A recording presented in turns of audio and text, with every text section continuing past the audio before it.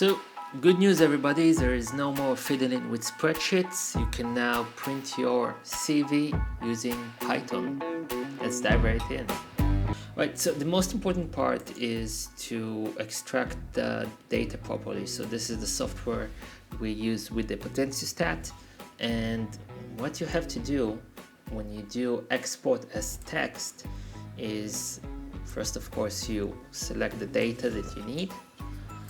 But the most important part is that you choose this format, the format that ends with text. And if you don't do that, the rest of the thing is not gonna work properly. So this is basically the only place where you can mess up.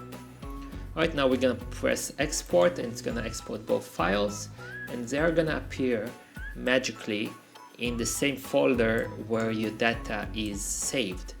And you can recognize them easily by the type. Their type would be a text document. You can sort this by type. They would be those guys. Alright, so now we have all the files that we need for this to work.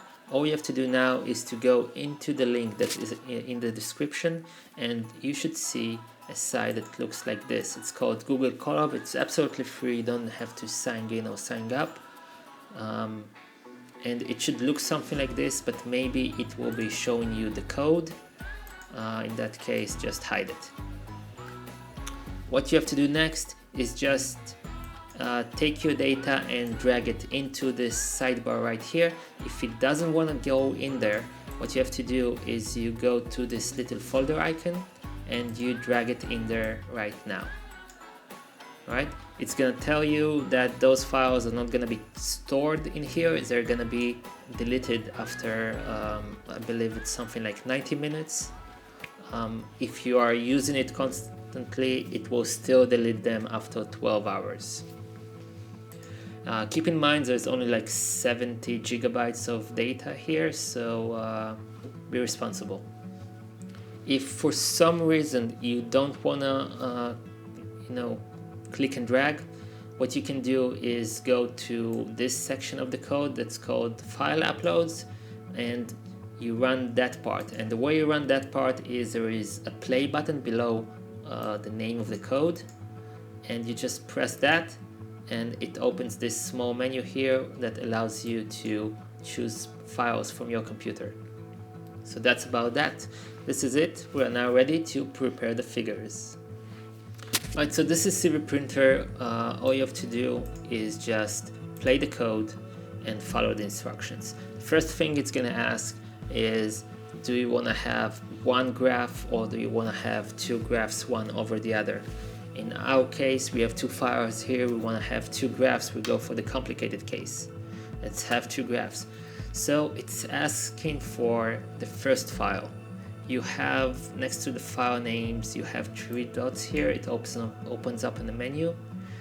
You take this path and you paste it right here in the box. And this is it. Now it understands what's the file that you want from it. Which cycle number would you like to take?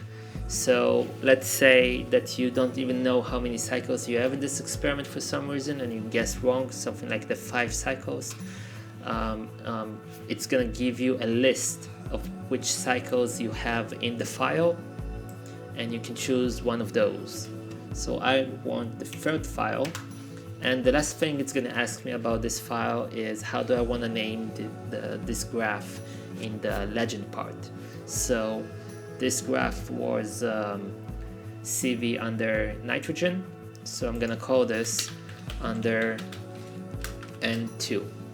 Now this doesn't gonna look so good if you press just N2. If you want the small n for chemistry signs, you have to use the dollar sign before and after the weird thing. And now we can do commands that you may be familiar with from LaTeX. So you can do subscripts by doing the lower dash, or you can do things like maybe the Greek letters. I think it goes like this. So this is how you do better signs. Alright, so the second file, I'm gonna give it another path, just paste it here. I want the third cycle as well, and I'm gonna call this under CO because this is what we do now. And this is it.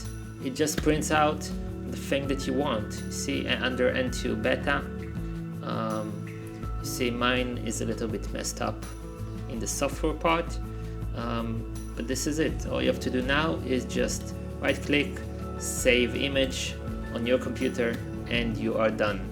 So congratulations, you've prepared your first figure using Python.